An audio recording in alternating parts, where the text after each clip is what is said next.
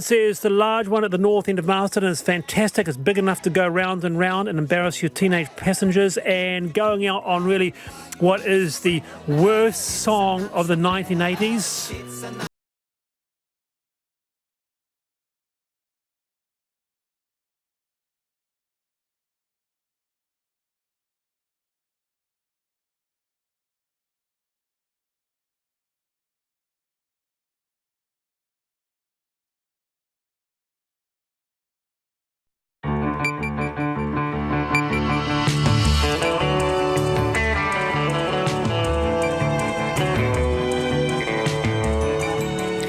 Whakarunga mai koe ki te reo irirangi o Aotearoa. This is Checkpoint on RNZ National. I'm Lisa Owen.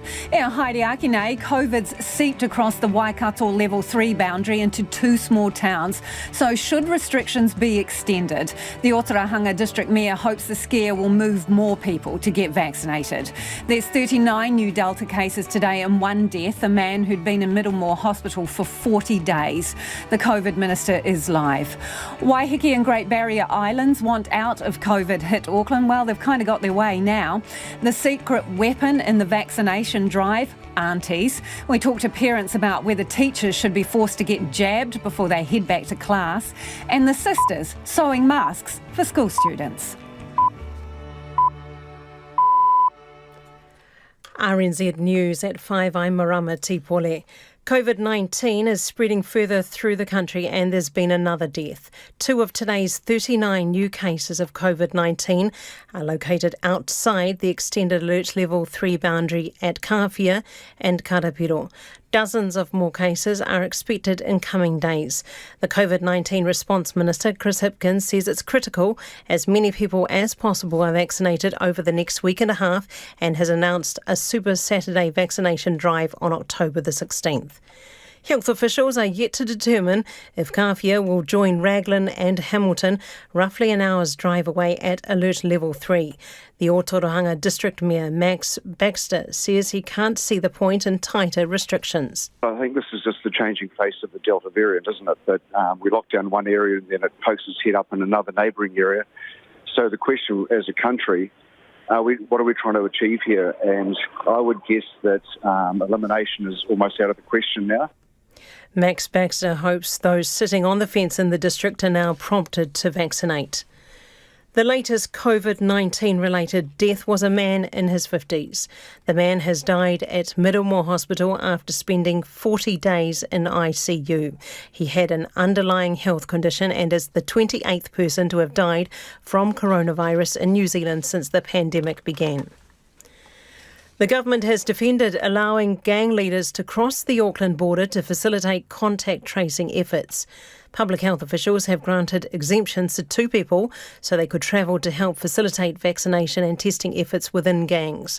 The COVID-19 response minister, Chris Hipkins, says the fact a large number of gang members have been caught up in the latest outbreak has made it more challenging to manage. However, he says gangs are not getting special treatment. Look, I have no time for the gangs. I don't have any sympathy for them, but the number one priority here has to be to stop COVID-19. If there was another community organisation or some other entity where we needed to get someone in order to make sure we were reaching into the places where we needed to reach to, then that's exactly what we would do. A positive case last month on the Hauraki Plains involved a Black Power member, and several mongrel mob members in South Auckland have also been infected. A new border's been brought in to prevent Aucklanders heading to Waiheke and Aotea Great Barrier Islands under eased lockdown restrictions. Residents had been concerned that people wanting to leave the city for day trips could pose a problem for the island's limited medical resources. Waiheke Local Board Chair Kath Handley says they're grateful for the new rules. Only residents of Waiheke or those coming over for essential services or who are already permitted to work under Level 3 are able to come to Waiheke. Police will be at the Auckland ferry terminals monitoring the border. Dilworth School says it will establish a compensation scheme for victims and those impacted by sexual abuse while they were at the school. The Auckland Boarding School's chairman, Aaron Snodgrass, says they're working through how best to run the scheme. He hopes to have it running in the first half of next year. This morning, a second man with links to Dilworth pleaded guilty to historical sexual offences. Ross Douglas Brown, the school's chaplain for 26 years, pleaded guilty to 16 charges. Retail banks have been quick to raise lending and deposit rates after the Reserve Bank lifted its benchmark cash rate. The central bank increased its cash rate by 0.25 percentage point to 0.5%, the first rise in 7 years. The country's biggest bank, ANZ, is raising all its floating home loans by just over 0.1%, along with some of its deposit rates.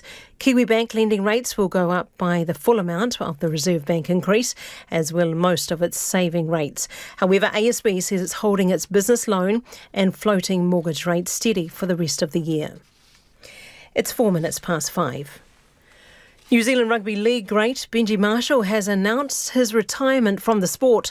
Marshall narrowly missed out on his second NRL grand title at the weekend, playing for South Sydney in their loss to Penrith. He made his debut with the West Tigers in 2003 and won the NRL title in 2005. The 36-year-old staved off retirement twice, joining Brisbane in 2017 after being released by St George Illawarra and again at Souths this year. He played 346 NRL games, the most by a New Zealander, and 31 tests for the Kiwis. New South Island Super Rugby Aupiki coach Blair Baxter says the introduction of a women's competition next season was the next natural step for the game. The Blues, Chiefs, Hurricanes and a combined South Island team will compete in the March tournament. Baxter says 2022 shapes as a special year for women's rugby. We've just seen the rapid growth in the women's game in the last couple of years. I think it was inevitable that this was going to happen. Next year's a massive celebration of women's rugby with the World Cup being held up north, so it makes sense to start that journey and give the girls a little taste of that professionalism. Players will be named next month. England have committed to touring Australia for the Ashes after players' concerns over COVID-19 conditions were resolved following a meeting between administrators and captain Joe Root. Root will likely be joined by a full-strength squad for the 5-test series, despite players voicing hesitancy over touring in a bubble. That's the news. Get a jab. This is the only option available, and let's do this. Get a passport. Hopefully there won't be too many major issues on launch. And give chess a chance. Kim, what do you think about it as a woman yourself? As a woman myself, Joe, it's not like breast implants are categorically bad. It's just another example of the ways in which women's looks are often given more attention than their moves and their minds. Checkmate. Morning Report, weekdays from 6 on RNZ National. And now the short forecast from Met Service to midnight Thursday for Northland, Auckland, Coromandel Peninsula, Bay of Plenty and Taupo. Mostly cloudy with patchy rain or drizzle developing. Periods of rain tomorrow, heavy at times, with possible thunderstorms about northern Auckland and Northland. For the remainder of the North Island, generally cloudy with occasional rain or showers, possibly heavy about Taranaki tomorrow. Marlborough, Nelson and Bulla, rain with some heavy falls. Possible thunderstorms about Bulla and Nelson today. For Westland and Fiordland, periods of rain or showers, possibly thundery about Westland today. Canterbury, cloudy with patchy rain inland and mainly fine for tomorrow. Otago and Southland, fine. Scattered showers with possible thunderstorms in Southland and scattered rain again tomorrow afternoon. And for the Chatham Islands, cloudy periods. RNZ National at 5:07. Tēnā koutou katoa, no mai haere mai ki Checkpoint I tēnei rā, ko Lisa Owen tēnei. COVID cases have now seeped beyond Waikato's level 3 boundary into Kawhia and Cambridge. There's 39 new cases today, 30 of them in Auckland and 9 in Waikato, and one death, a COVID patient who'd been in Middlemore Hospital for some time. Based on household contacts, officials are warning another 36 Delta cases are looming in the next few days. The government's unveiled plan plans for a mass vax day on October 16th, and it shortened the gap between Pfizer jabs back to 3 weeks from 6 to try and beef up the number of people who are double dosed. All of this on the day Auckland woke up to looser restrictions, including bubble expansions and outdoor meetups back on the social calendar, leaving some a little dazed and confused about the do's and don'ts, and we'll have more on that shortly. But first, ko taku manuhiri nei ko Chris Hipkins, the COVID Response Minister. Tēnā koe, Minister. Tēnā koe, Lisa. So, 39 new cases today, 30 in Auckland. Are you feeling a little bit nervous about the loosening of the rules up here? The cases in the Waikato are all linked, so obviously I'm nervous about the fact that the COVID-19 cases have escaped Auckland. I think that at this point that is looking as connected as it can be and as contained as it can be. In terms of Auckland, we are still seeing the effects of the bigger households that we're talking about, so numbers of household contacts coming through and so on. It's I guess further reason why we're being quite cautious and stepping down restrictions in Auckland. We're taking it slowly. So there's a case in Kawhia, one in Cambridge, outside of that level 3 alert that you put in place. Are you going to tighten that up, spread it wider to take in those communities? Well, we're reviewing that. We'll keep that under review over the next 24 hours. It will depend if we see anything more that suggests that there is additional risk there. So at this point, the case is concerned. It's contained, so we know where they are, we know who they've been into contact with, and we know where the risk there lies. If further information gets thrown up that suggests that there's additional risk to those areas, then we would consider that. So we'll keep that under close review. So do you think you'll know that within 24 hours? Oh, yes, I would say so. Okay, and the area that is in level 3 was initially put there for 5 days. Given what's happened, is it likely that you will have to extend that? Again, we'll know a bit more about that tomorrow. The contact tracing has been pretty positive there in the sense that they are indicating that they know the chain of transmission, they know who the people have been in contact with. They're saying, they've got good information there. But again, everything, we'll know more in 24 hours. How did COVID get from Auckland to Waikato? So the advice that I've got so far is that it is likely to have been a single point of transmission, one person, but I don't yet have information about the nature of that, whether it was someone who went into Auckland and came out again or whether it was someone who came out of Auckland. I don't have that information yet, but the public health team seem reasonably confident that there is one point of transmission here. How concerning is that though, Minister? Because you can't plug a gap that you can't exactly find. Look, the health teams are working through that information at the moment. They may have some more information than the information that I've got at this point. You've got this vaccination drive coming up. How many Pfizer doses do you have that are about to expire? We don't have any that are due to expire before the end of the year. So we've got a good stock. We've got about 1.5 million doses in country right now. We've got another 300,000 arriving, or in fact they may have even arrived over the last sort of 24 hours or so, and there's more coming next week. So we're not going to run out of vaccine doses. Is it too late, October 16th? Because school comes back a couple of days later, if we're working to your timetable, and that means those kids won't have immunity. Oh, look, a bit like election day, it's actually the period leading up to it that's just as important as the day itself. So, yes, we want this as a national day of action, but we're also saying to people, look, there are over 350,000, I think at last count, appointments available in the next 7 days, and we want people to use them. If someone's sitting there thinking, I'm not vaccinated yet, there's about 60,000 appointments available tomorrow. So jump on bookmyvaccine.nz and book an appointment. But you've been saying that till you're blue in the face, Minister. Oh, and we'll keep saying it. But what we've been saying today is, look, let's really, really push hard as a country. And that includes the 80% of people who are already in the vaccine program. It includes getting them to reach out to the 20% who aren't and talk to them about it. Explain to them why they're being vaccinated. Find out where their hesitancy lies. Make sure that they're getting good information so they can make an informed decision.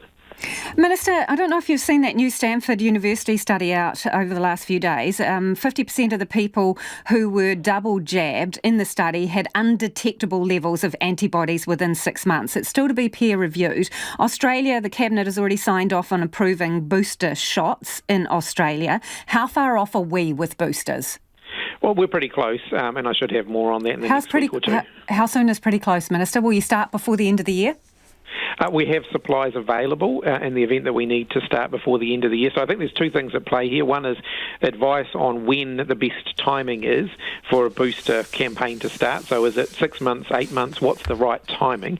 The second is making sure we've got the supplies. Now, we've got enough supplies to get started with that, to make sure that we can get those people who were vaccinated earlier in the year, that we're ready to go with them. We've got enough supply coming in to be able to do that, and we should be in a position to say more about future supplies very shortly. So a decision on the boosters, can you give us more of a time frame, Minister? Because people who got their first jabs in February, all these frontline workers who are more at risk working at the border, if we're working to a 6 to 7 month timetable, they should be getting in the queue for a booster. Well, that's right, and our technical advisory group are looking at that. It's still quite a hotly contested space amongst the scientific community about when the best timing is for a booster shot, if we're going to do that. And so we do rely on the experts here for the advice, but I can tell you that they keep this under pretty constant review, and all of those studies coming out internationally, they're looking very closely at them. Minister, who signed off on Waiheke Island and Great Barrier Island kind of becoming annexed from Auckland today? They get their own border. You can only go there if you're a resident or there on essential business. Who signed off on that and why?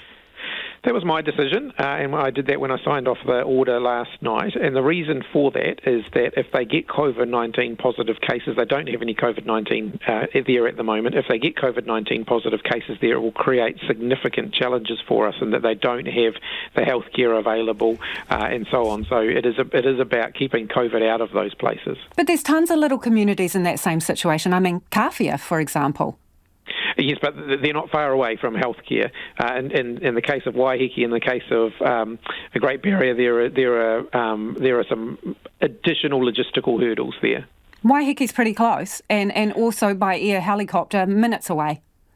Look, ultimately, the health team put forward a reasonably compelling case, and so I agreed with it.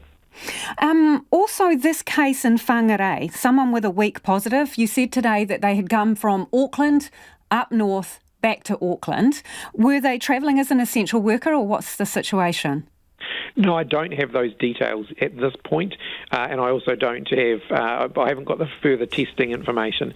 They had a very, very weak positive result, and we do see these pop up from time to time.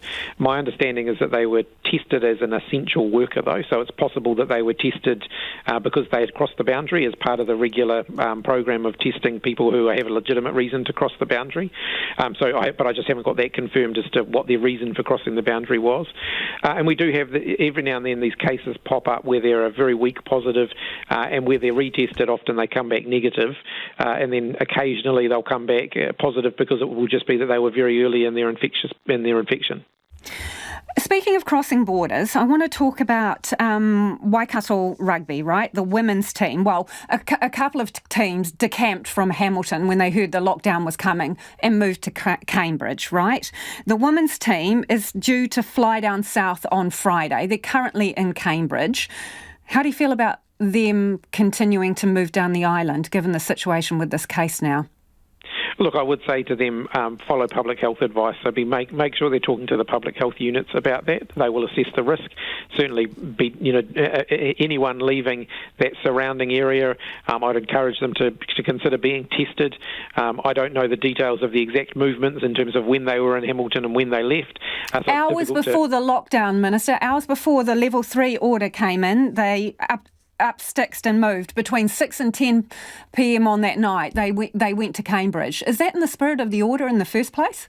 No, it's not, and so I would encourage them to be talking to the public health units about what they do next. But I don't think they shouldn't be charging around the country without talking to public health about that.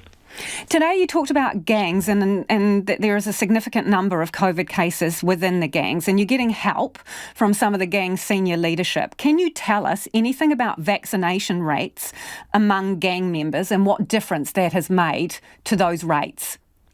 No, we don't record people's affiliations, whether they're gang affiliations or anything else, on the vaccine register. So I don't have a breakdown of gang member vaccinations, but I do know that those gang leaders who have been working to assist us with contact tracing and with testing are also focused on vaccination. They are also encouraging people to be vaccinated.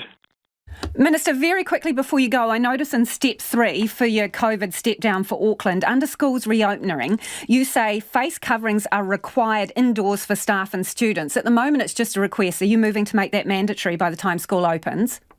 Look, we'll have announcements on requirements around schools early next week.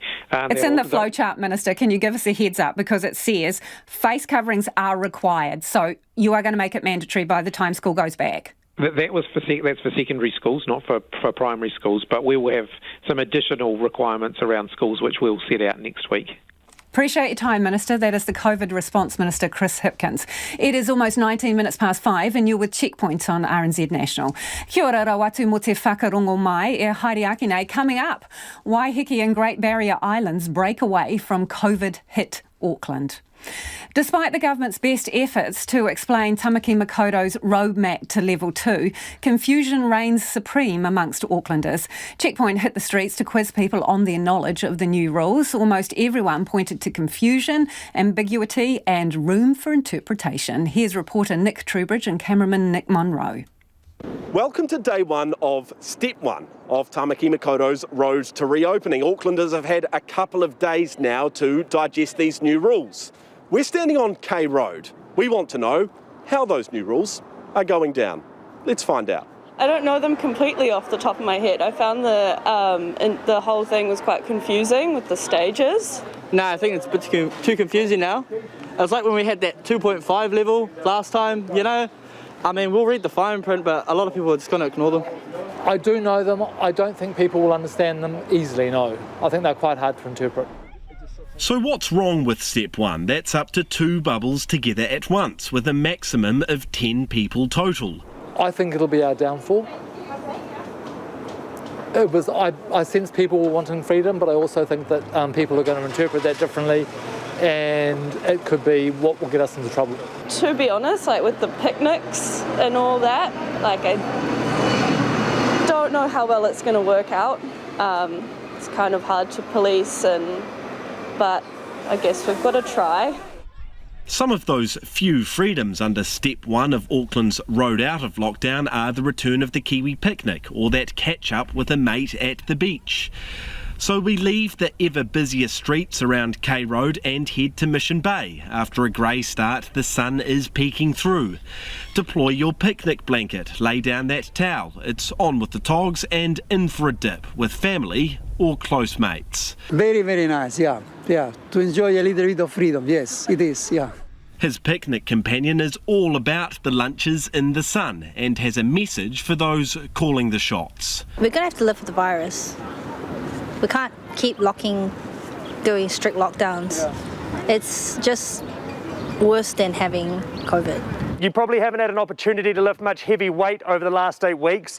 So if you do feel like lifting a slightly heavier weight, let's bring those reps down to about 5 or 10, okay, and allow yourself to go slightly heavier.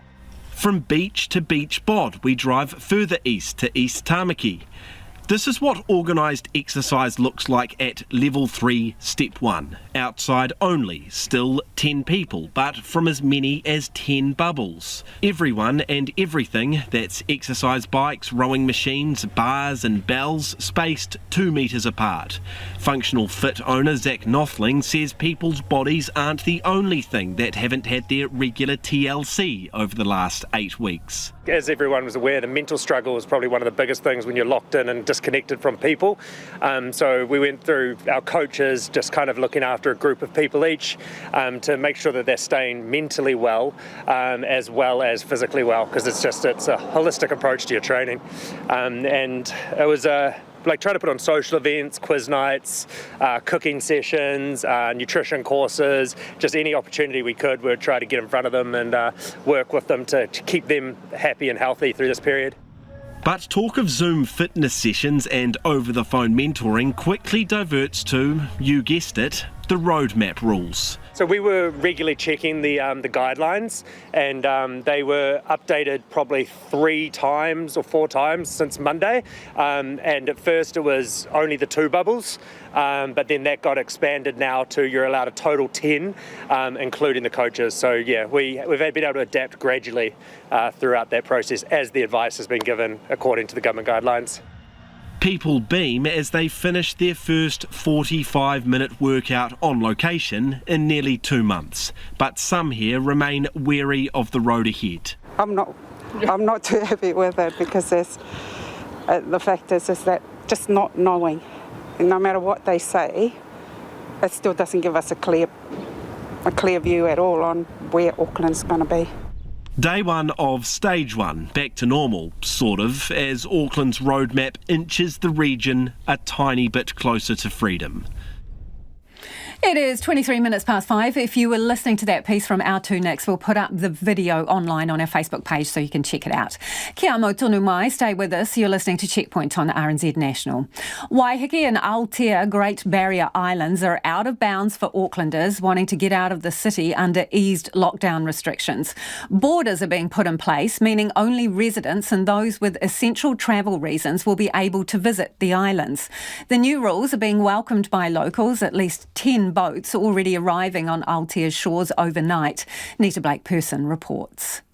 Tamaki Makaurau is now penned in a couple of eastern borders to add to its northern and southern checkpoints. Only residents of Waiheke or those coming over for essential services or who are already permitted to work under level 3 are able to come to Waiheke. Waiheke Island Local Board Chair Kath Hanley confirming the new restrictions, which are also in place for Aotea Great Barrier.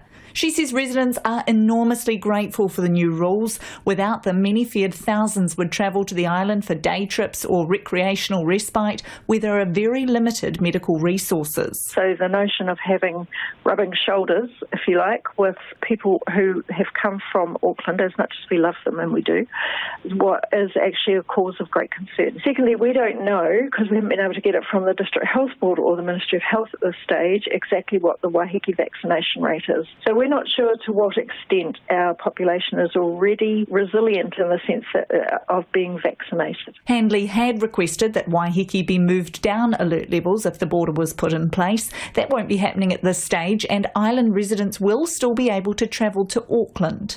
So people who have families and are looking to, do their bubble outings, as they're called, together can still do that, but it would just have to be on the mainland and not on the island. But those going from Waiheke, we would just ask them to really exercise caution. Police will be at the Auckland ferry terminals monitoring the border, with the maritime unit also out on the water. Over on Aotea, the local board chair there, Izzy Fordham, says the borders are a relief. This gives us some clarity and certainty going forward when we come across people that shouldn't be here. And those unwanted visitors have already begun arriving. Boaties turning up first thing this morning. 8 to 10 was the report we've had, so it's quite a few, to be honest with you. And it's a lovely day over here at the moment, I have to say, too. Perfect for boating. The report we had this morning, they've got themselves at the back end of Rakatu Island, which is on our east coast.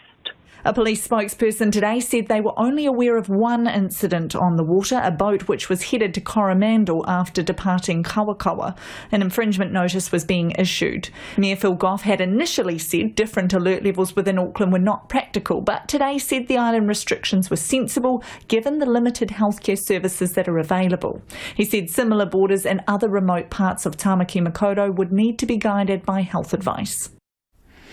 Homai o whakaaro, we would love your feedback on anything you've heard on the program this evening. Nō reira anei na kaupapa mō te hōtaka nei.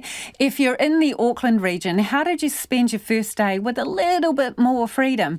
Were the rules easy enough to understand? Are you clear what you can and can't do? And what did you do? Pātui mai, text me 2101, tweet us at Checkpoint RNZ, or you can email checkpoint@rnz.co.nz. Many parents want to see teachers forced to get vaccinated to be in the classroom with young children who can't be, but others think it would be a far too heavy-handed approach. The COVID Minister and Education Minister, Chris Hipkins, says Cabinet will discuss the issue on Monday and announce a decision shortly after. Chen Liu reports. It's school holiday time, 2 weeks for teachers and students to take a break. But while they are having that break, the government is thinking about whether teachers should be made to get the vaccine when they return to the classroom.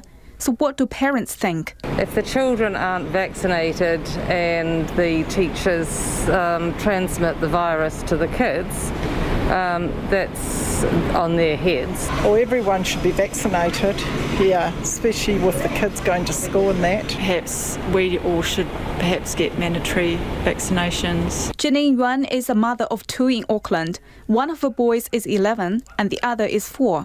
She hopes her sons can return to school as normal and thinks teachers getting vaccinated is vital. It's not only to protect the students and also can protect the teachers themselves, because I think students come from different families. Another Auckland mother of 3, Lydia, doesn't want to see teachers being forced to get vaccinated, but she thinks communication is important. We can tell them, analyze the situation and tell them what will happen if they decide to have the injection or not. But it's their own decision. Brett Skeng is the principal of Waterview Primary School in Auckland.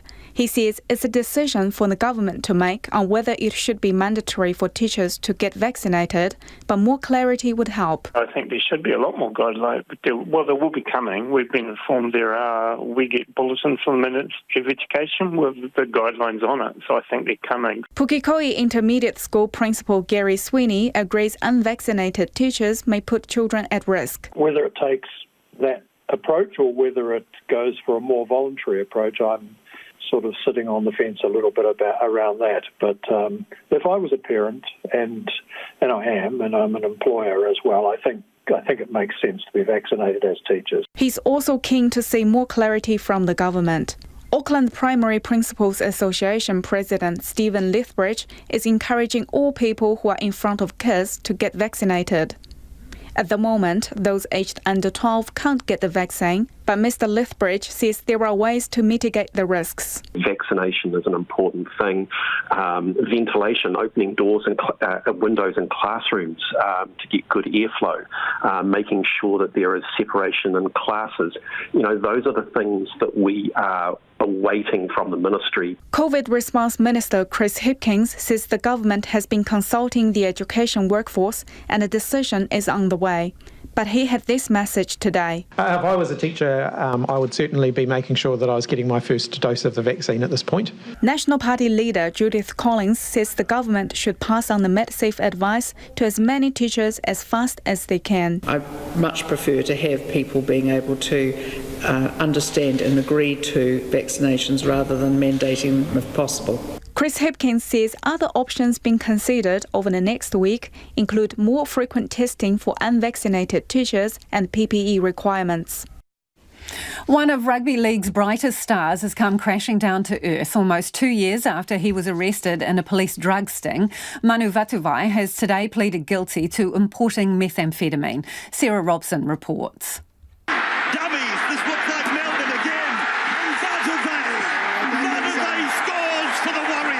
Manu Vatuvei, the beast. 152 tries in 226 games for the Warriors and the first player in NRL history to score 10 or more tries in 10 consecutive seasons. Mannering quickly. Mateo's ball is beautiful. This time Manu gets over. Manu puts the goggles on. Injuries marred the end of Vatuvei's playing days. He left the Warriors in 2017 and hung up his boots for good in 2019. A move into boxing was abandoned and Vatuvei tried his luck on reality TV. The winner of Dancing with the Stars for 2019 is... Manu! But in November 2019, Vatuvei was arrested and charged with importing methamphetamine and possession of the Class A drug for supply. He fought through the courts to keep his name secret, but in May this year, days before suppression was due to lapse, he outed himself on Instagram. Just wanted to get something off my chest, something that's been holding me down for a while now. And I'd rather you guys hear it for myself rather than anyone else in the media. But in 2019, I was charged with importation, possession and supply of methamphetamine. But at the time, he insisted he would fight the charges. All these charges are accusations, and I'll be fighting my innocence for all these charges. I know there'll be a lot of questions They're wanting answers, but I've been advised from my legal team that that's all I could talk about. Vatuvei was due to stand trial this week, but in Manukau District Court this morning he changed his plea, admitting a representative charge of importing methamphetamine through his lawyer Vivian Fayan. In respect of the charge, my instructions are that my client, Mr Matthew Butterfly, enters a plea of guilty. He accepts responsibility. Court documents show police began investigating Vatuvei in October 2019. He was charged alongside 3 other men, including his brother Lopeni Mafi, who has also pleaded guilty. Mafi was in charge of importing the drugs through a contact in Africa codenamed Big Boss. Text messages show Vatuvei helped with the logistics, checking when packages were arriving and asking others to make calls to courier companies. All up, the defendants were caught importing just over 2 kilograms of meth.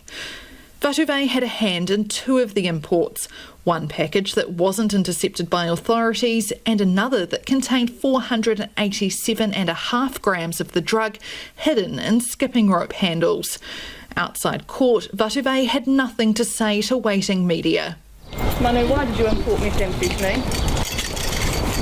Do you have anything to say about your guilty plea today? Why did you change your mind on your plea? Why did you change your plea today, Manu? Judge Jonathan Moses remanded Vatuvei on bail ahead of his sentencing in December. The Crown has indicated the remaining charges will be withdrawn then. Sarah Robson reporting there.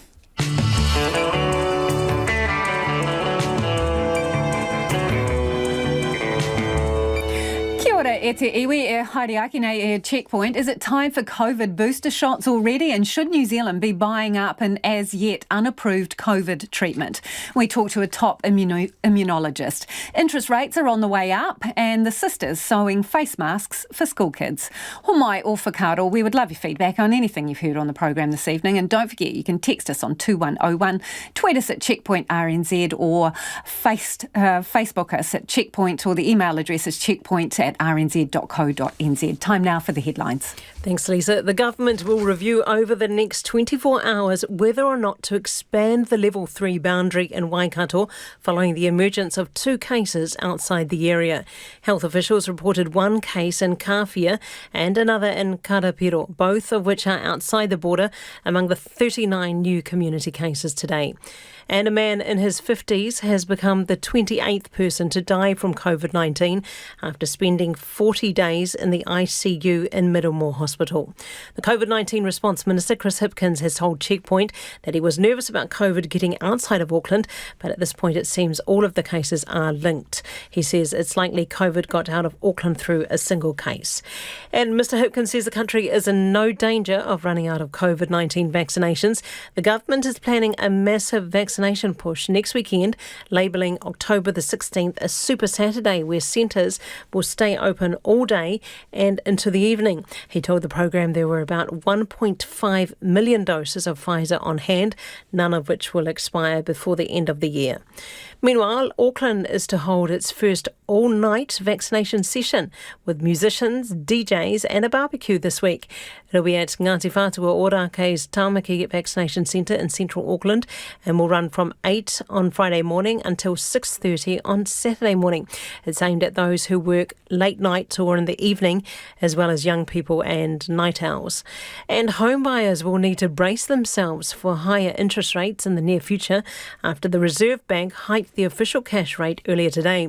The central bank lifted the base rate by 25 basis points to 0.5%. Retail banks have been quick to raise lending and deposit rates, with the ANZ raising all its floating home loans by just over 0.1%. Kiwi Bank says it will raise lending rates by the full amount of the Reserve Bank increase. Those are our headlines. We'll have our next news and sports update at 6. Nā mihi marama, no mai hoki mai. If you're just joining us, this is Checkpoint, ko Lisa Owen tēnei. Ko taku hoa anainei, ko Nicholas Poynton, who is here to talk business. Nicholas, tell us about this class action suit that's been filed against A2 Milk. Yeah, now there'd been rumours that a class action funder was investigating, possibly taking a case against A2 Milk some months ago.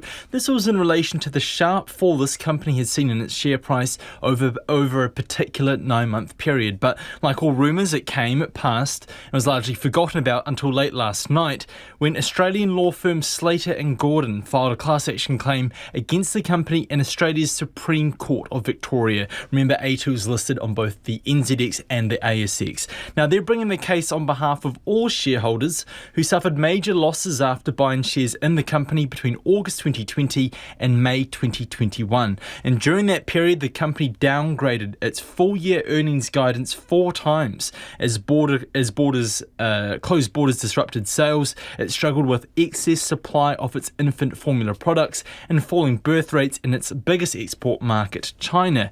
And it became clear to us, during all those downgrades that the company took quite a while to get on top of this issue and understand the scale of the challenges it was facing brought on by COVID-19. Now, the lawyer leading this case, Caitlin Ferris, we were lucky enough to speak to her today.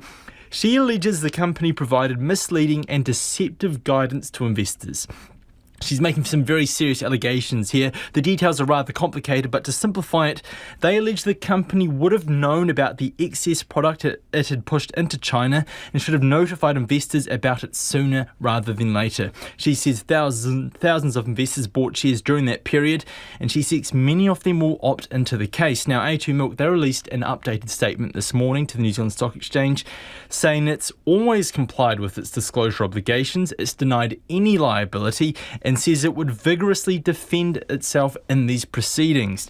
Now, investors in the company haven't responded too well to this. Its share price is down 6.3% today, about 43 cents to $6.38 a share. And what can you tell us about increased consumer protections in a bid to kind of promote more competition in mobile plans? Yeah, the Commerce Commission has put a proposal forward to extend the protections about phone number portability for another 5 years. You're probably wondering what on earth that means. It simply means that when you change a mobile provider, you can keep your original number with you. Because if you couldn't, it would just make it, quite unattractive to do so. It would make it such a hassle to try and, let everyone know about your phone number being changed, updating contacts lists, these sorts of things. And that's why it's seen as being critical to maintaining competition in the sector. So the watchdog is proposing to keep these protections in place to ensure people can carry their numbers with them as they change providers for another 5 years. And I think on that note, look, it's probably a good time for many people to ask themselves, are they on the right plan? I know for myself, look, phone usage has changed over these lockdowns, and do our plans actually meet our needs? And Nicholas, let's take a quick whip around the markets. Yes, the NZX was down 34 points today to 13,166, possibly linked to the big sell down we've seen in A2 shares. We've also seen tighter monetary policy that I think you're going to hear about a little bit later. And the dollar is trading at 69.3 US cents and 95.4 Australian. Thanks, Nicholas. Nicholas Poynton there with Business News. The gap between Pfizer jabs has been shortened again from 6 weeks back to 3 to help pump up the number of fully vaccinated people. The time between shots was pushed out in August when supplies were tight and the government wanted to give as many people as possible at least one shot. The government's also unveiled plans for Super Saturday, a national day of action on October 16th, to get as many people vaccinated as possible, with clinics working extended hours. Meanwhile, other countries are already ordering an as yet unapproved antiviral treatment for COVID, as well as preparing to give a third jab as a booster to prolong immunity. Well, joining me now is the Director of the Mulligan Institute and Director of Vaccine Alliance Aotearoa New Zealand, immunologist, Professor Graham Le Gros. Great to have you on, Prof Graham. How are you? Hello, Hey, everyone. Boosters, let's start with them because we've got a lot to get through. When do we need them by? The Minister says that he's probably going to make a decision shortly. When do you reckon we should be giving boosters? Boosters will be next year. Now, we've just got to prepare the population. First of all, we've got to get everyone with a vaccine in their arm at least twice this year so we can have a Christmas holiday. We must leave no one behind. I want to actually emphasise that. But then next year, we're worried. We're actually trying to relax the restrictions, the lockdowns, etc. the only way to stay safe is to consider some boosters for our most vulnerable, the ones that actually where the immunity will wane. And the question is, which booster and which form? And we don't know yet because the data's not in yet. We know that Israel's given 3 boosters and people are moving around and they seem to be very safe. But it's just nice to see how safe are they. But next year.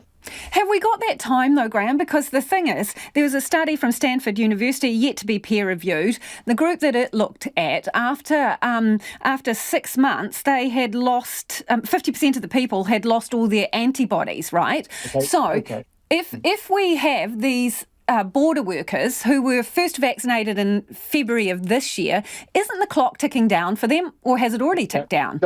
Don't worry, because though the antibodies are going down, that doesn't mean to say they're not immune protected. Your immune system is more than just the serum antibody titer. There's a power in your body there, and actually, if you get the sick, even though the antibody titer's gone right down, you'll find there's all these immune cells just waiting to get going, and so it's an indication that the immune system is waning or the protective antibody is waning, but it's not the end of the world. That immune system is there, armed and ready to go. So we estimate people will be quite immune protected if they got challenged with a real virus infection, even though the antibody's gone away. Okay, now you've said no one should be left behind, right? We've got about vaccination rates 80% of eligible population. But I checked that figure out today, and if you look at our whole population, that's only 67% of the total population. And among those people who are not eligible at the moment are the 5 to 11-year-olds, right? So what are the Pfizer trials telling us about this age group? They have said they've got great data. They're submitting it to FDA right now. They'll be releasing it soon. But at the moment, they're just presenting the data and discussing things with FDA. I can't wait to see that data. And I'm sure MedSafe here in New Zealand are very keen, as other because that's the way we're going to get through all the way down to the 5-year-olds. We've heard that it's safe. We've heard that it makes an immune response in the 5-year-olds. So that'll be great. But let's just see the data. I've seen some data published showing there's some good antibody titers, but I want to see the whole trial yet. But it's looking good if you listen to the experts. If we don't include that group, though, we can't get anywhere near the stats that we need, can we? True. And that's true too. And we've also got all those vaccine hesitant people, the anarchists, the people that just really don't quite, and we haven't reached them yet. And we've still got a journey to go. And all the people working out in the boonies and say, I don't need a vaccine, I'm tough. No, they're not, but we've got to do some work to really reach out to those people and give them the opportunity. OK, Graham, well, here's the thing. In Ireland, 90% of the population there has had their first jab, right? So why aren't we there yet? We've been slow to start, slow to get, and I'm not blaming anyone here, just let's not get political. We've just been slow to start because we thought we could avoid having the virus in our community. So we said, it's a lot easier if we just don't have the virus here. Well, that hasn't worked out so well because the virus has got here, and now we're like the Irish who actually knew the virus was coming, so everyone was running to get the jab, and because they'd seen what devastation it had in their community in the UK, elsewhere. Secondly, they led a physician-led vaccine. They used the GPs, the people that keep us alive, our mothers and fathers alive. They've used that as the front line to drive the confidence that this vaccine won't hurt you, it'll make you safe. And I suppose now we're switching over to that. We're bringing in Maya Brewerton, New Zealand's leading clinical immunologist there, really driving there, really communicating the message well. We've got to get behind what she's saying and get ourselves vaccinated and get our communities vaccinated. And if we look at new innovations, big announcement around Merck and this antiviral treatment. It's unapproved at the moment, but they say the results show it will halve the chance of death or hospitalisation with COVID. Will that make vaccination any less important? And I note that Australia is already buying this up. Do we need to get into the queue with our check? We need to think about it because it doesn't actually... It has to work in conjunction with the vaccination. It just means that while we're trying to get up to herd immunity, those people that don't want to be vaccinated at the end, at least it gives them a chance to live. So I think there's a couple of different strategies. There's that drug, the Merck drug. There's also the monoclonal antibody, which hasn't been approved here, which I think the government is looking at buying right now, and that does work. So we have a number of strategies appearing on the market, which we can use to protect our people if they do get sick, if we can't get up to that 90%. But, vaccination in conjunction with vaccination. Graham, given you're so hot on vaccination, how do you feel about the fact that in Auckland we've loosened up considerably restrictions, yet we are not meeting those milestones that we are being told by virtually every expert we need to contain this if we're going to have freer movement? We've been given the freer movement ahead of higher vaccination numbers, haven't we? And are you comfortable with that? Of course not. But then the Auckland society can't stay in lockdown forever. There's other health issues. There's real societal issues, real social pressures. And the government would have made the call based around all those pressures. And I think there's a chance. We've just got to get in behind the vaccine campaign and get to those people who do want to or are just a little bit hesitant to get them vaccinated. At the end of the day, we can't hold the whole country to ransom for those standout, anarchists or whatever who don't want to be vaccinated. But I think the majority of vaccine-hesitant people just want to get the opportunity or just ask a few questions. Really appreciate your time. Thanks for joining us. That's Professor Graham Le Gros, and he's the director of the Mulligan Institute and also the director of the Vaccine Alliance Aotearoa New Zealand. It is about 12 minutes to 6. I'm Lisa Owen, and you're with Checkpoint on RNZ National. He muriaki na pita pita kōrero. After the news at 6, the government gets gang help to get vaccination rates up. The first phase of Auckland's journey back to level 2 means early learning centres are back. They can now accept the children of non-essential workers, but they have to operate with bubbles of 10. Now, that's caused a big juggle for centres and confusion for some parents, but relief for others after nearly 2 months at home. Reporter Louise Tanouth and camera operator Marika Habazi went to visit some. It's all hands on deck at the Corner Early Learning Centre in Ellerslie. The outdoor play area is full of children enjoying the sun, closely watched by teachers, making sure they stick to their space. Manager Jenny Lukianuk says operating under restrictions hasn't been easy. Oh, well, there are lots of restrictions and lots of differences, but we're trying our best to support the children, and they're actually very excited to come back. The noise is testament to that. But in order to reduce risk, certain things are closed off, such as the kitchen. Children need to bring their own lunch. The sandpit and messy play are also off limits, which is hard for these kids to get their heads around. They're still curious and they want to find out why I want to go to the sandpit, why can we use the water trough, can we have water play. Jenny says the hardest thing is keeping the bubbles of 10 children separate. It is not easy because we've got siblings, they're in the same bubble anyway. Yeah, but we're trying. What's difficult about it? Because the children, they know each other and they want to interact and they want to meet the baby, especially those who didn't have a chance to meet the baby, and they want to know who's the new child there. They've got 2 bubbles operating here. Drop-offs and pickups are done masked up and as distant as possible with the usual scanning and sanitising. For parents, it's a huge relief their children can come back again. Pretty chuffed, yeah. My daughter was more excited than I was. Get rid of her mother. And what's it been like, obviously being at home, juggling, having kids home for so long? Stressful, trying to complete work and also trying to educate and entertain my daughter. So it's just like, how do people do this regularly? For others who are essential workers, centres have been vital during lockdown. Yeah, my wife is a nurse and me as a healthcare assistant. So I can imagine this has been great, having this. Yep, it's actually means a lot. It helps. For us, we don't have any relatives here, so we really don't have any choice. We head across town to Avondale and All About Children Early Learning Centre. Manager Anna Chakraborty says while they've had children from non-essential workers trickling in, some are still hesitant. Things are different.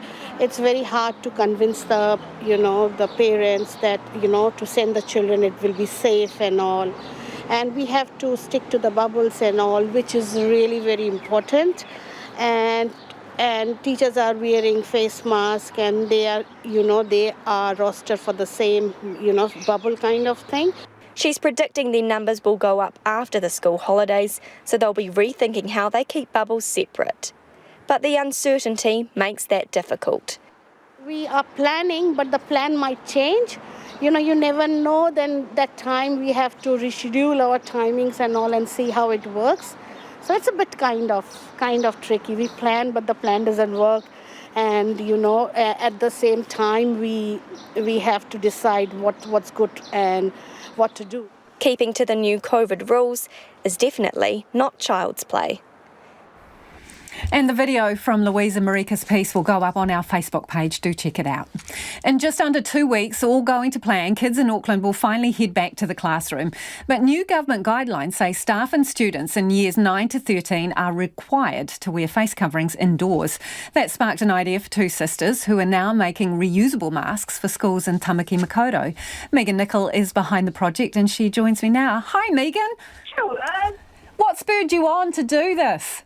Well, I was watching the news just 2 days ago and heard that it was going to be mandatory for students to wear masks when they head back to school on the 18th in Auckland, but that not all can afford them. So my sister's an artist. She has been making masks as a bit of a sideline fundraiser under Clay Dog, her label, and I rang her and I said, hey, why don't we make some and send them up to these students up in Auckland? So that's what we're doing. Put it on Facebook, and lots of our friends are all joining in and making them and setting them up. I gave Sir Edmund Hillary Collegiate in Ōtorohanga, which is a school that I work at Antarctica, New Zealand, and we have a connection there, obviously, and so I rang them and said, hey, how about we send some masks up? They jumped on board. They're really excited, and it's a really cool project that we're really excited about. How are your sewing skills? Look, I'm a sewer from way back, so I have a pretty fancy sewing machine, which is my pride and joy. But you can hand sew them; it doesn't have to be that fancy. And the other thing we're doing is we're including with each mask a little note of thank you, because the whole point of it is to say thanks to everyone in Auckland for locking down, so that all of us down here in the South Island and elsewhere, are safe. So it's a thank you. It's a southern thanks. So, Megan, every single mask has a little note with it? That's the plan. I mean, that's what we're doing, and that's what we've asked everyone else to do. It's up to the individual, obviously. So it's very much just a social campaign that we thought would be quite a neat gesture from us. Initially, we thought just in the South Island, but actually heaps of people in the North Island that aren't in lockdown have also jumped on board as well. So, it's just a nice little thank you, and we thought it would be nice and personal if they got a wee note with their mask. Hey, you being a dab hand at sewing and having an artisan sister, what are these masks looking like? What are they generally made out of? Because you want them to be reusable, don't you? Absolutely. So that is really important to us. So they're cotton. They're just 2 layers of cotton, and that was the whole point. I mean, our ones are fun colours, and the whole idea is that they're fun and colourful and sustainable. So that's the point, that they're reusable. There's lots of patterns all over the place. The one that we got's off Pinterest. It's all free. You can print them off and make them. They're really easy. It doesn't really matter what pattern you use, as long as it's one that fits the face. And have you got a target? How many you want to make? No, not at all. I work full-time, so I couldn't today, but my daughter, my sister and my mother all made 36 today. They all got together and had a stitch session. So, it's just the school will have as many as they can take, and then if they have too many, they're going to pass them on to another school in South Auckland. So there really can be, there can't be too many, put it that way. Megan, if anyone wants to hit you up and get on board, where can they find you? Well, they can contact Clay Dog is probably the best Facebook page. So if they go onto Facebook and look for Clay Dog, I hope that maybe Radio New Zealand will put something on their website. I can give them the address, and it's Sir Edmund Hillary Collegiate in Ōtorohanga is where we're sending them. So you can just send them there, and then they will pass them on as needed. Fantastic. Thanks for joining us, Megan. That's Megan Nicol, who's got a sideline in mask making there. And it's a community project to get masks to school in Auckland for families that may not be able to afford them or have them themselves. If you want to get involved, we'll put a link with the details on our Facebook page. Taranaki has rolled out Auntie's Power as it ramps up efforts to boost the Māori vaccination rate in the province. Only about 24% of Māori in the region are fully vaccinated, while the rate for the general population is just under 40%, still the lowest in the country. Our Taranaki Whanganui reporter Robin Martin has more. The Māori Women's Welfare League took over the Ngāti Rahiri offices in Waitara today as they joined the war against COVID-19. Aotea Regional President Wiki Mikeleni says the league has long championed the power of immunisation. We know whānau, they may owe money at the doctors, which is a barrier. We know whānau that may owe money at the chemist for whatever reason, and we know that's a barrier. But there are no barriers. No barriers, it doesn't matter. You can still come here to be vaccinated. Ms Michelini isn't exactly happy with the government's vaccine rollout for Māori. I am and I'm not. Does that make sense? That's why we're doing it. That's why we're here. We're being an alternative to perhaps a provider, whatever that provider may be. I'm not saying any names, but to give us a bigger opportunity as possible for the community to be vaccinated. Alongside vaccinations, the clinic is offering informal chats about the vaccine and COVID-19. Aotea Area Representative Charmaine Sarton says the aunties can be very persuasive. Our kuia have a way of teasing you into getting it actually in the end, just get it, boy, just get it, they just really encourage you in a loving way of doing that. She doesn't blame the government for the poor vaccination rate for Māori. It's on everybody, not just, we can't keep blaming the same people for our problems, We've got to be responsible for ourselves too. If you've got a problem, step up and deal with it. So we're finally doing that. Jay Bailey brought her niece, Jamie Bailey, who lives with a mental illness, in to be vaccinated. She says the Auntie's clinic is perfect for them. Well, mainly because it's like whānau friendly and, based here in Waitara, and we've all grown up, our family's grown up here in Waitara and our tūpuna as well. So, just encouraging our family to be safe and to stay safe, really.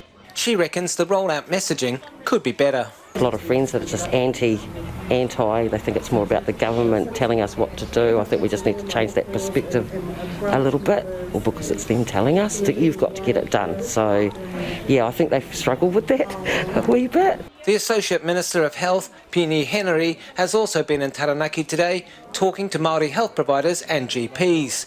He blames the poor vaccination rates on a lack of coordination between agencies. So if the Māori health providers are doing one thing, iwi are doing another, and we have great GP clinics like this one doing a different thing as well, there needs to be a better coordination to push those rates up. Ultimately though, the onus is on our people to come forward to receive the vaccine, and we've got a job to make sure we can dispel as much misinformation as possible.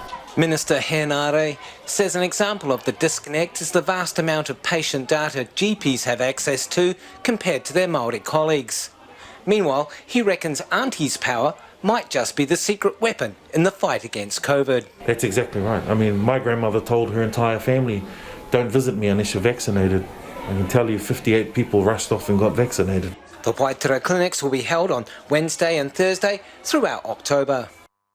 So many Aucklanders getting in touch about the cool things they've done today with the looser restrictions, except for this person. I spent my first day of lessened restrictions getting a root canal. Quite frankly, sober October can sod off right about now. RNZ News at 6, I'm Marama Tipole. The government will decide tomorrow whether or not to expand the level 3 boundary in Waikato following the emergence of 2 cases beyond the area. Earlier today, health officials reported 1 case in Kawhia and another just south of Cambridge among the 39 new community cases. The COVID-19 response minister, Chris Hipkins, has told Checkpoint that he has few clues as to how COVID might have travelled outside of Auckland. So the advice that I've got so far is that it is likely to have been a single point of transmission, one person, but I don't yet have information about the nature of that, whether it was someone who went into Auckland and came out again, or whether it was someone who came out of Auckland. I don't have that information yet.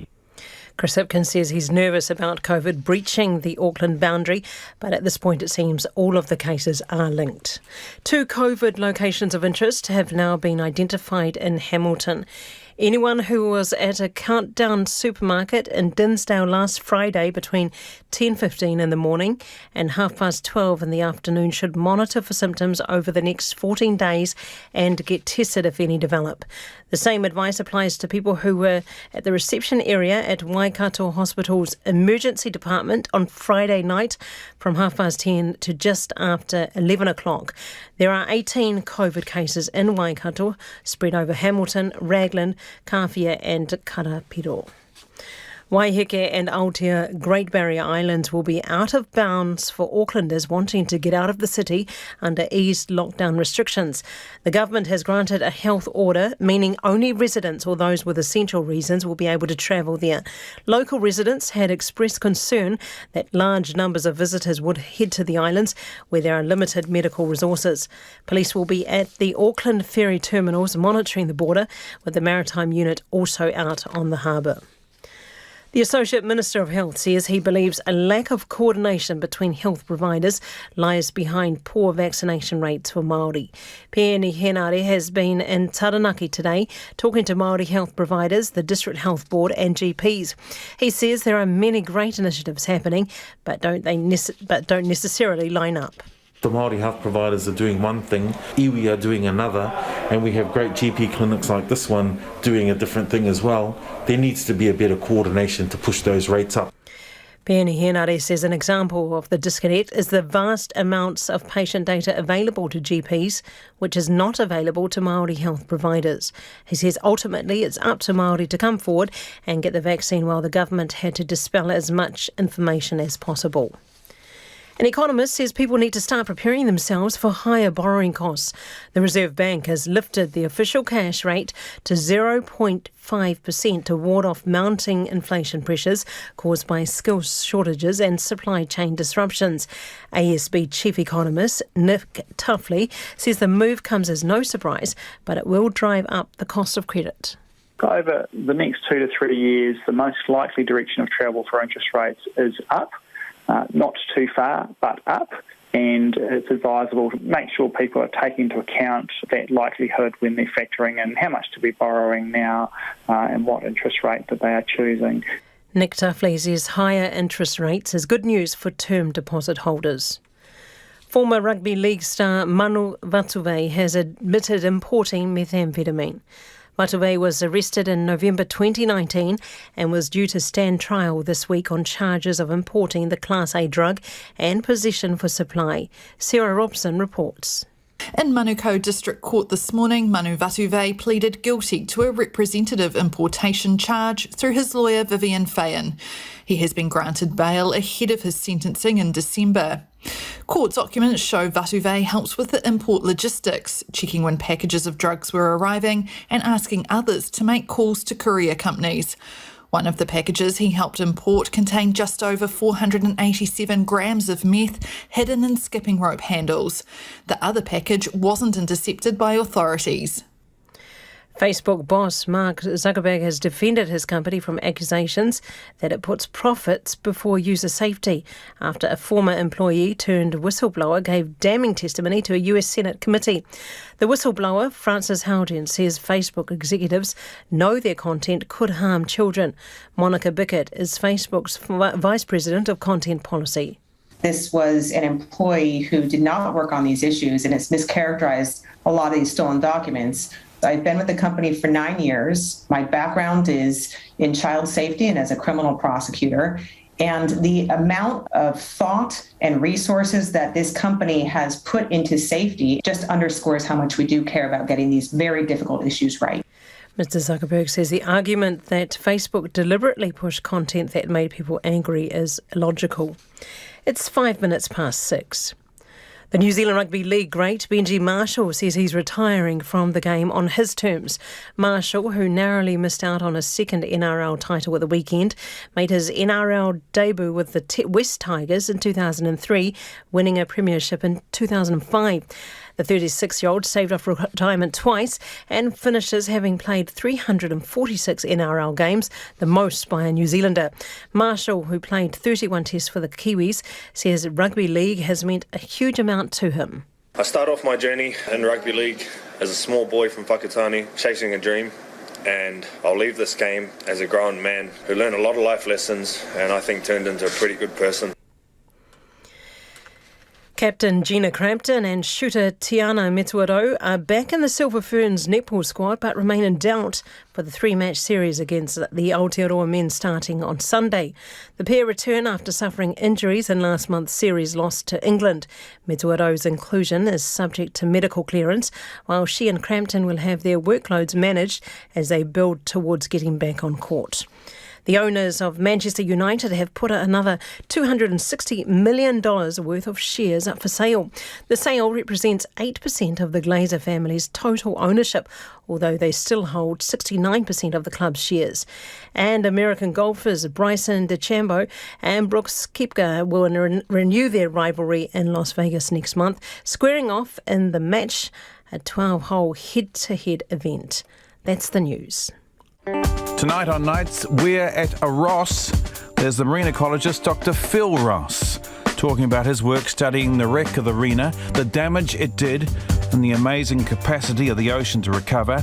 And Ross Carman, who's been putting out the third edition of A.W. Reid's definitive collection of Māori myths and traditional stories, which just happens to be this week's Hump Prize, on Nights of me, Brian Crump, after the news at 7 on RNZ National. And now the short forecast from Met Service to midnight Thursday for Northland, Auckland, Coromandel Peninsula, Bay of Plenty and Taupo. Mostly cloudy, patchy rain or drizzle developing. Periods of rain tomorrow, heavy at times, with possible thunderstorms about northern Auckland and Northland. For the remainder of the North Island, generally cloudy with occasional rain or showers, possibly heavy about Taranaki tomorrow. For Marlborough, Nelson and Bulla, rain, some heavy falls too. Possible thunderstorms about Bulla and Nelson. For Westland and Fiordland, periods of rain or showers, possibly thundery about Westland today. For Canterbury, cloudy with patchy rain inland, mainly fine tomorrow. Otago and Southland, fine spells. Scattered showers with possible thunderstorms in Southland and scattered rain again tomorrow afternoon. And for the Chatham Islands, cloudy periods. The time is 8 minutes past 6. No mai hoki mai. If you're just joining us, this is Checkpoint. Ko Lisa Owen tēnei. Interest rates are going up as the Reserve Bank hiked its official cash rate by 0.25 percentage point to 0.5% this afternoon. It is the first rise in 7 years as it moves to tackle rising inflation pressures and stop the economy overheating. Financial experts say while households can tolerate the increase today, the concern is the prospect of more rises in the future. Business reporter Anand Zaki has more. The Reserve Bank has taken the plunge and raised interest rates in its latest review of monetary policy, after blinking at the last minute back in August when the country went back into lockdown. Infometrics senior economist Brad Olson says it's become clear the economy doesn't need the same level of support anymore. We've got to realise that the level of support that we had prior, that was instituted at the start of COVID-19, start of the pandemic, when things were in a very dark place. We thought unemployment might rise to double digits. We thought we were going to be in a prolonged recession. We're simply not in that position, and we needed to wean ourselves off that emergency support. He says the change to interest rates means the borrowing costs will increase across the board. Already, a number of retail banks have raised lending rates in response. ANZ is raising all of its floating home loans along with some of its deposit rates. Kiwi Bank lending rates will go up, as will most of its saving rates, but ASB says it's holding its business loan and floating mortgage rates steady for the rest of the year. Borrowers can expect to pay roughly an extra $20 a week or around $1,000 a year. John Bolton from mortgage broker Squirrel says lenders have been pricing in the Reserve Bank increase for 3 or 4 months. If I use the 1 year fixed rate as an example, I mean, that got as low as about 2.19%. And today, those are already up at around 2.79. So we've already sort of seen over 0.5% increase in those fixed rates. And that's been in anticipation of the Reserve Bank moving rates. John Bolton says in the short term, fixed mortgage rates are unlikely to move too much, but floating rates are a different story as it's more linked to the OCR. He says while it's a small, well-signposted rise, people paying off mortgages are entering a new environment. If you stretch yourself back, the last time that we were genuinely in a rising rate environment was back in 2007. So there's a whole heap of homeowners out there that haven't really experienced the rising rate environment. Michael Gallagher from financial advice Hawke's Bay says the worry is in the long term. The bigger concern is the talk of rates obviously continuing to rise, and then that becomes a much bigger cost to people in the longer term. So, yeah, it is a real concern going forward and how quickly these rates do rise. Michael Gallagher says there may be an increase in phone calls to financial advisors in the long run. A recent study by CoreLogic found that on average, households who took out a new mortgage were spending 38% of their income on repayments. Gallagher says further OCR rises could spell more worry. The scary thing is not a 0.51% rise. You know, if rates are up, eventually go up 50 basis points. If you've got $1 million mortgage, that's $5,000 a year extra you've got to find, and that will become an issue for homeowners, and it's fair to say, it's something that they haven't experienced, and it's going to be a challenge. The Reserve Bank says further removal of monetary policy stimulus is expected over time, with future moves depending on the medium-term outlook for inflation and employment. The government is defending enlisting gang leaders to help test and vaccinate those caught up in the latest outbreak. Public health officials have granted exemptions allowing 2 gang leaders to cross the Auckland border to help with contact tracing efforts. Our political reporter Annika Smith has more. Gang members are the latest group caught up in the Delta outbreak. The government doesn't know exactly how many have the virus, but admits it's making managing the outbreak all the more challenging. There's no question about it. It poses some bigger challenges. Some of the people involved have been more active than would be consistent with the alert levels in the areas that they have been. And so that does pose additional challenges for us. But our focus here is a public health one. COVID-19 Response Minister Chris Hipkins says the government is now working with some gang leaders to help facilitate its work. He's adamant it doesn't amount to special treatment. Look, I have no time for the gangs. I don't have any sympathy for them, but the number one priority here has to be to stop COVID-19. If there was another community organisation or some other entity where we needed to get someone in order to make sure we were reaching into the places where we needed to reach to, then that's exactly what we would do. The number of COVID-19 cases rose by 39 today, 30 in Auckland and 9 in Waikato. A patient being treated for COVID-19 at Middlemore Hospital has also died. They are the 28th person to have died from the virus in New Zealand since the pandemic began. It comes as the government names October the 16th Super Saturday, the culmination of the latest push to get more people vaccinated. On that day, we'll have vaccine clinics open throughout Aotearoa all day and into the evening. And a bit like on election day, we'll be asking all of our civic and political leaders to contribute to a big effort to turn people out. Those turning out won't have to wait as long between their first and second jabs either. The government has now reduced the time period from 6 weeks to 3. A lot of you have been getting in touch about the slightly looser rules in Auckland and what you've been up to today. This person says, went for a fabulous walk in Cornwall Park with my mate, the maunga, the trees, birds and heaps of kids on scooters. Everyone keeping distance from each other with friendly waves. It was idyllic, says Donna.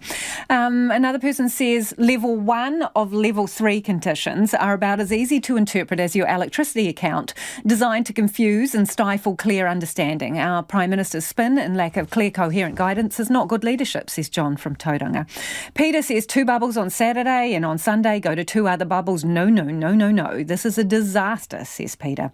Sue says they're not really confused, people who don't understand the levels, she means. They just can't be bothered trying. If this causes confusion, these people couldn't hold down a job, drive, travel to another country or use the internet, Sue reckons.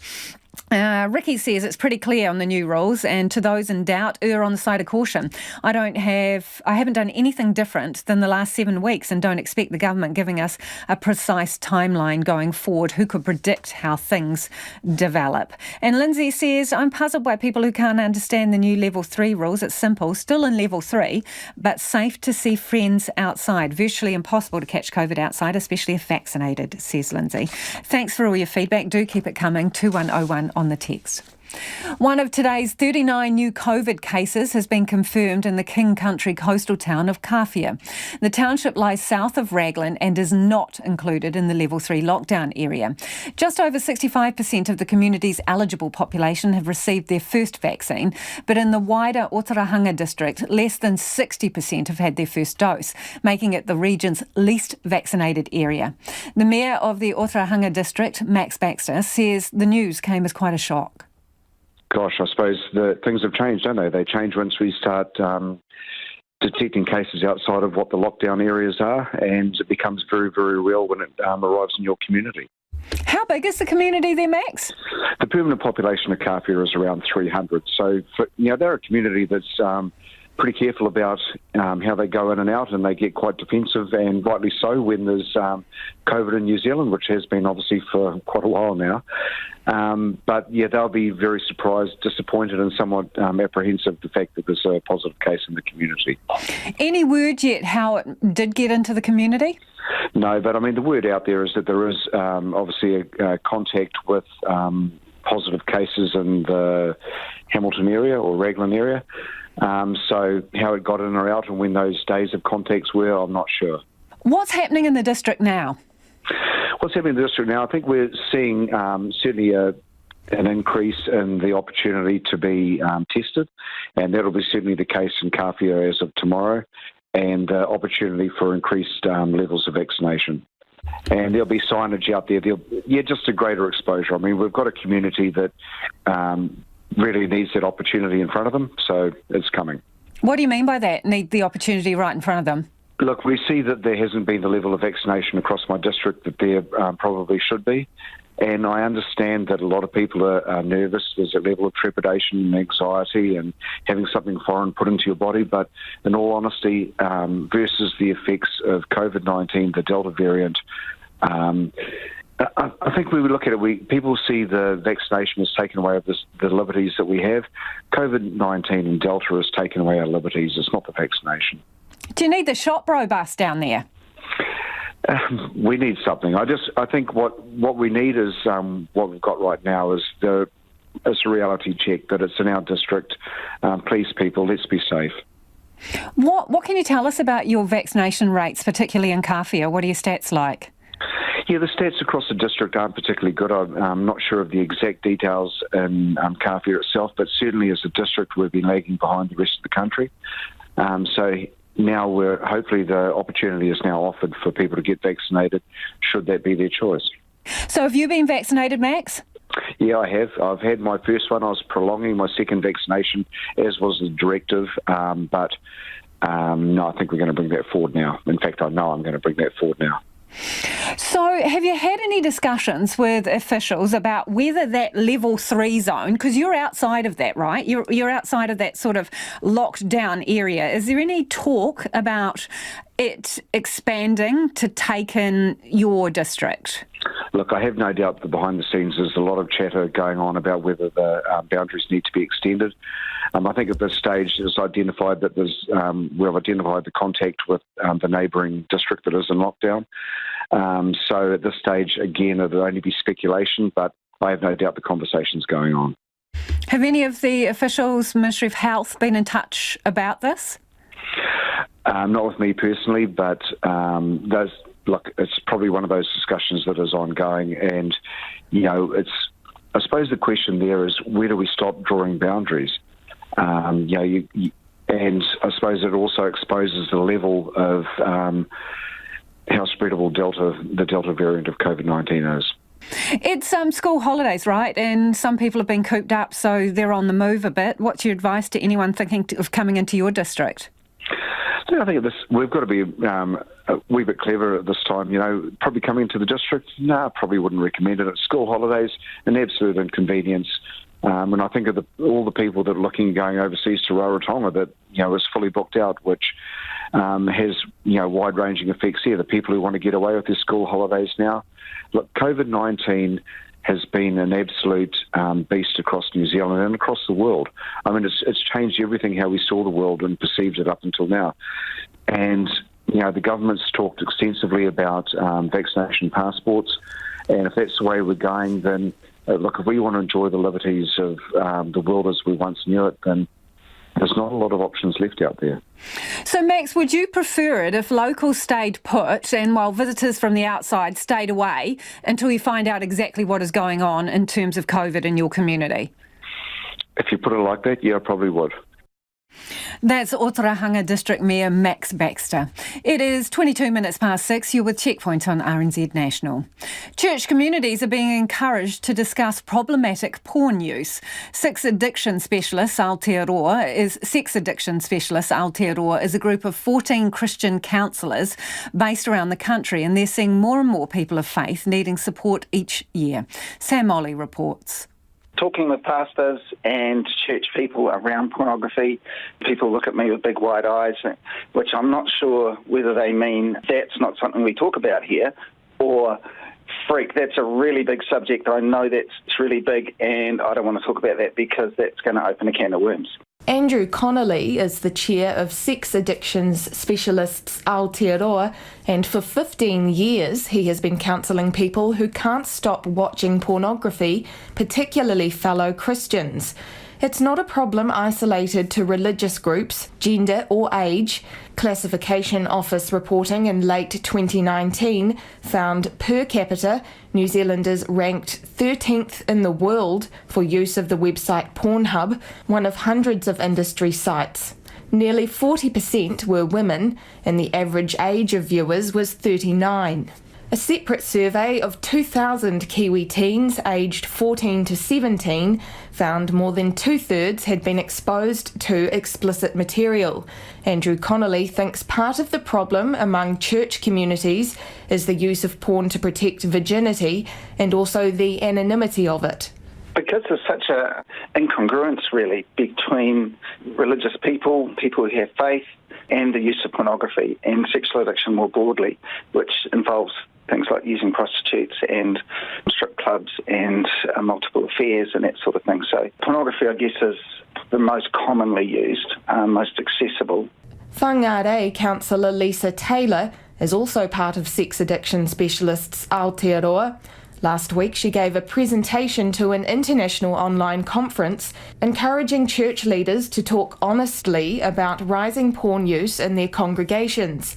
She says New Zealand is facing a porn tsunami and it's a pivotal issue for Christians. The couples I see who are in turmoil because of his pornography use or her pornography use, they have no energy anymore. They barely have energy for their own children. And she says addicts need support, not shunning. I hear of guys who have been very shamed by their churches when they confessed.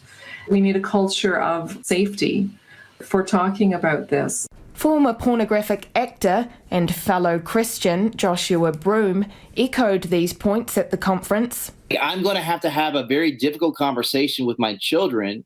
I'm going to hate it. It's going to hurt them, but I will have it.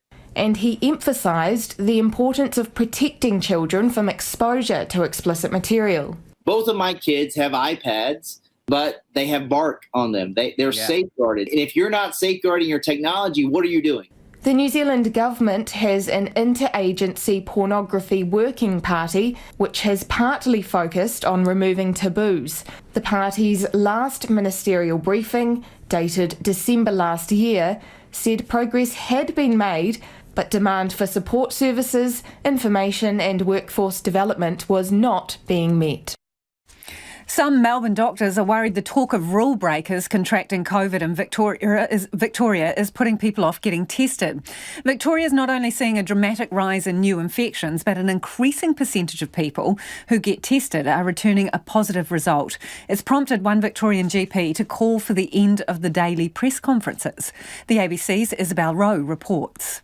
If you test positive to COVID in Melbourne's West, someone like GP Catherine Orr will give you a call to break the news. When I say to them, you have to stay home for 14 days, a lot of them will say, I can't do that. Victoria recorded the country's highest daily case tally yesterday, with transmission moving from Melbourne's north and west right across the city. Dr Orr is worried a fear of getting in trouble or being forced to isolate is stopping more Victorians from getting tested when they notice symptoms. There's a lot of people catching COVID because they are in essential work and they weren't eligible for vaccination until more recently, and maybe have difficulties accessing appointments for vaccines, and then catching COVID and feeling like they have caught it because they were naughty or done the wrong thing. We should have been saying, if you get COVID, this is not your fault. This is what we will do to support you to get over your illness. What do you think of the daily press conference? I think they need to go. Frankly, I think they need to go. I haven't listened to them for months. I don't like the tone of them. Other doctors are also concerned about negative messaging. Dr. Kate Gregorovich is a geriatrician at the Royal Melbourne Hospital who treats COVID patients. We are seeing a rise in the test positivity rate. So we're seeing that we're having almost 3% of all tested positive, and it used to be much lower than that. At one point it was down below 1%. And this makes me worry that there are more cases in the community that are being missed. And why do you think that might be? I worry that people might be concerned that they're going to get in trouble when they come to seek healthcare. And I really want people to know that is not what doctors and nurses are here for. We are here to look after people. We know that people catch COVID by just breathing the same air as other people. It's a virus that you catch going about your everyday life. As far as movie goes, this next one really is out of this world. A Russian rocket has blasted off from Kazakhstan, carrying an actor and director who plan to make the first feature film in space. The BBC's Richard Galpin reports. Arriving in the International Space Station earlier today, a very unusual team of cosmonauts. Russian actress Yulia Peresild and her producer-director Klim Shipenko. Liftoff of Soyuz MS-19. They blasted off from the Baikonur Cosmodrome in Kazakhstan earlier today on a unique mission to become the first to make a feature film in space. The film's called The Challenge, about an emergency inside the International Space Station. The actor and director both had what was described as a crash course in space travel before heading off. We have been working really hard. Although we look all happy and smiles, we're very tired. It's been very difficult, both mentally and physically. But the Russians have beaten the Americans, who wanted to make a film in space with Tom Cruise. They're now spending 12 days flying above the Earth, making their film. And let's get to some of your feedback before we head off. One listener saying, how is it that we still have transmissions, COVID transmissions? Are people not following the rules, or are the rules to blame? And another listener says it's frustrating that COVID-19 has spread beyond Auckland and now the Waikato level 3 border. The ongoing rules and advice keeps changing, and this is confusing. It's probably why some don't get vaccinated and others ignore the rules, they say. I'm not going to be surprised if Christmas is in lockdown. No, don't say that. And Francis has got in touch to say all teachers need to be vaccinated. I'm a primary teacher. The worst illnesses I have had over 50 years have all come from kids at school. Protect your teachers. And someone on the Auckland rules changing. I listen to the 1pm updates every day. Thought it was pretty clear what I can do at this level step. I got to take my dog for a walk at the beach this morning. He was so happy. And I also rescheduled my second vaccine for today instead of next week. I'm fully vaccinated now. Well, good on you.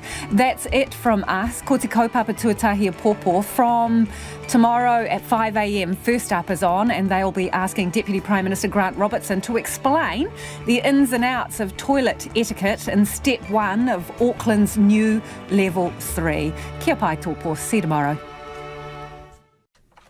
And here are the RNZ News headlines at 6:30.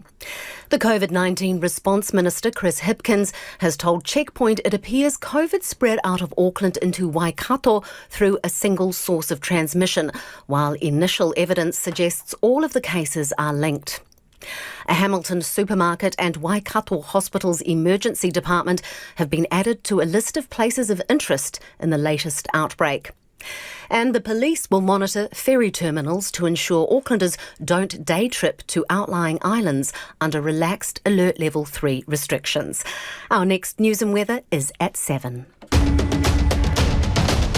Pacific Waves, delving deeper into the major Pacific stories of the week in Aotearoa, New Zealand, the region and the world. I bring you interviews with Pacific newsmakers, experts and commentators in their fields, as well as up-to-date coverage from our talented team here at RNZ Pacific and our correspondents on the ground in the region. Pacific Waves, 8:15 weeknights on RNZ National.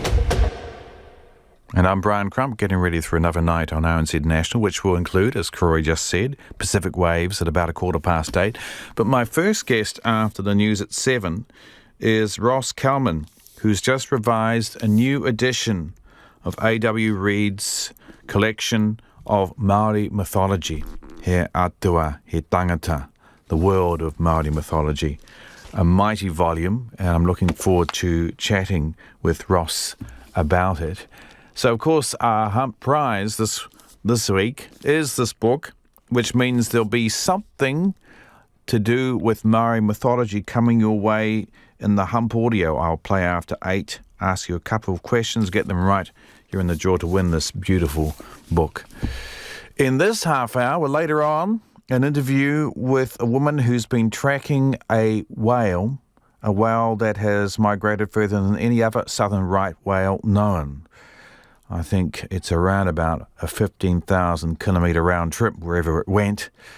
But first off, for detail, the government has thrown a lot of money at businesses to keep them going, keep them afloat during or since the first COVID-19 lockdown last year. Now the spending is a bit more